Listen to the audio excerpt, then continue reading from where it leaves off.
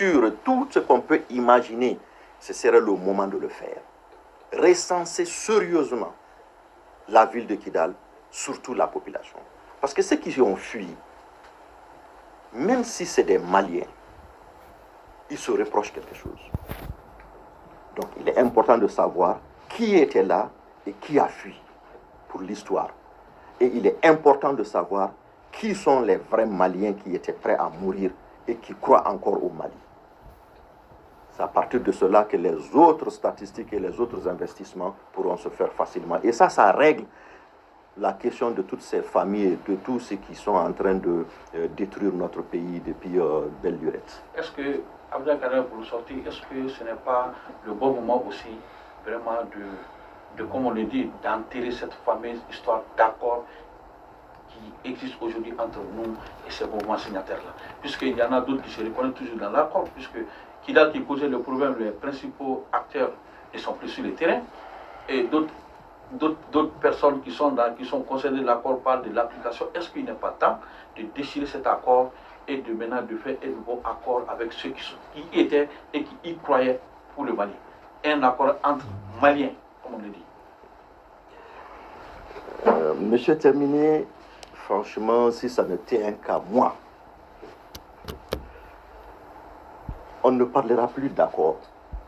Il n'y a pas d'accord intermalien à faire. Quel accord on va faire? On va faire un accord avec qui et pourquoi? L'accord d'Alger a traîné, ce n'est pas forcément par la faute du Mali.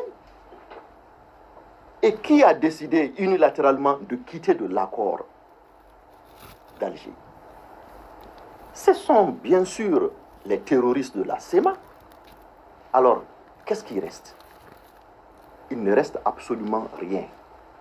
Sincèrement, depuis qu'on a commencé à lutter contre la partition du Mali, quand on parle de l'accord ou quand on montrait d'ailleurs que l'accord n'était pas bon, parce que je suis parmi ceux dès la première heure qui ont décrié cet accord-là, et je peux vous dire, je ne pensais pas que j'allais dire un jour qu'il faut abandonner l'accord.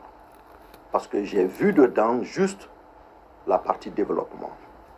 Si c'était financé, ça pouvait permettre de résoudre pas mal de problèmes pour le pays. Mais force est de constater aujourd'hui que même le pays tout entier n'arrive pas à bénéficier de financement de certaines institutions financières, à plus forte raison l'accord. C'est fini, l'accord, personne ne financera cet accord-là. Donc je ne vois aucun intérêt de s'agripper à cet accord. Et pire, vous savez que l'accord a permis de mettre des organes en place. Si nous ne déchirons pas cet accord, ces organes resteront budgétivores. Ces organes resteront incontrôlés et incontrôlables. Et ce seraient des dangers pour plus tard. Une autre raison. Aujourd'hui, qui nous avons en face? Ce n'est pas le Gatia et les mouvements de l'inclusion.